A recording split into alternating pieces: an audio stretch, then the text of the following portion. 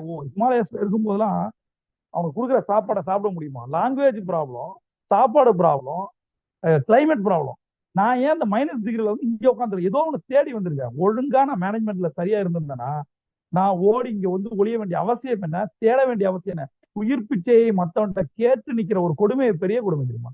பணப்பிச்சையும் உயிர் பிச்சை. பணப்பிச்சையால பணப்பிச்சை எடுத்து எடுத்து எடுத்து எவனுமே கொடுக்காத போது மீட்டர் வட்டி, தண்டலு, ஈயலு எல்லா வட்டியும் வாங்கி ஒரு காலகட்டத்துல எல்லாம் நின்னு போய் ஓடி போய் யாரோ ஒரு குருஜியை பார்த்து பார்த்து பார்த்து நான் சாரமா இருக்கேன் காப்பாத்து உயிர் பிச்சை கேட்பதை விட செத்து போயிடலாம். அந்த மாதிரி ஒரு வாழ்நாள்ல இருந்து திரும்பி வரணும் அப்படின்னா என்ன மாதிரி ரிவெஞ்ச் எடுக்கணும், பவுன்ஸ் பேக் கொடுக்கணும். அப்பதான் எனக்கு ஒரு விஷயம் தோணுச்சு. நாம வந்து இன்னமும் உயிரோட இருக்கோம். எனக்கு ரெண்டு ஆப்ஷன் இருக்கு. ஒரு இடத்துல தங்கி நான் சூசைட் ட்ரை பண்ணேன். அப்புறம் தான் ஒரு ஒரு புத்தகம் கிடைச்சு நான் ஹிமாலயஸ் வரேன். ஹிமாலயஸ்ல நிறைய ஆப்ஷன், மாத்திரை எல்லாம் போட தேவையில்ல, அப்படியே குதிச்சா போதும். அதுக்கு மேல ஒருத்தவங்க நான் போயிட்டேன். கடவுள் வந்து அதாவது நண்பர்களே ஒரு விஷயம் புரிஞ்சுங்க. நாம உயிரோட இருப்பதற்கு